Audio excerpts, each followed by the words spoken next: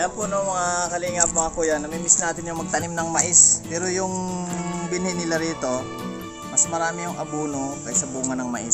So dati kasi halos din namin makikita yung abono. Ngayon po makikita mo talagang daming abono.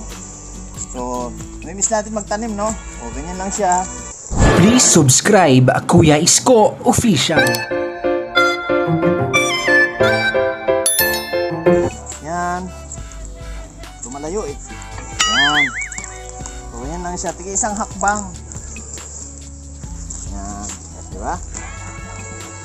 So bago tataniman, nilalagyan muna siya ng ano, inaararuhan muna siya. Tawag niyan studling. Tama po ba? Studling po dito. Ayun, pareho. Ayan, studling.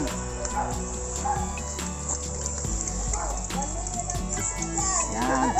So ganun po siya, no?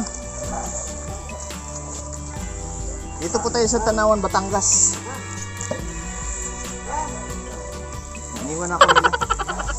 Wala na to, puro abono na to. Ayan. Hanggang dito kuya. Sige po. Ako na magtulog. Thank you kuya. Oo nga, may ano pala, may tayudan ano? Tayudan gamit tatay. Yun nga, pangilo ng isda ito. Yan po no mga kuya, mga bihero, mga kuya, mga malasakit, mga kalingap. Siyempre kami po ay pauwi na, palis na. Hindi kami pauwi, papunta kami sa swimming naming pupuntahan. Kaya po siyempre hindi mawawala yung buko. May bitbit tayong buko. Yan. Wow! Lahat po kami may bitbit. Tig-isang buko. At si Engineer ayan, may dalang buko. Nakasako. Yung po ang buhay ng probinsya. Medyo pangat po ng konti. Right. Yan. Kasama yung mga bata, mga anak ni April. Yan, Engineer Bino Kulapot Channel. Yan, anak ni April. Si Madam Los Lipat Official. Yan, may bitbit na saging. Yan, buhay ng probinsya. Tanawan, Batangas. Right. Hingal. Diyan sa taas po yung aming sasakyan mga kuya, mga kalingap. Ayun o. Yung baka. Laki. Laki.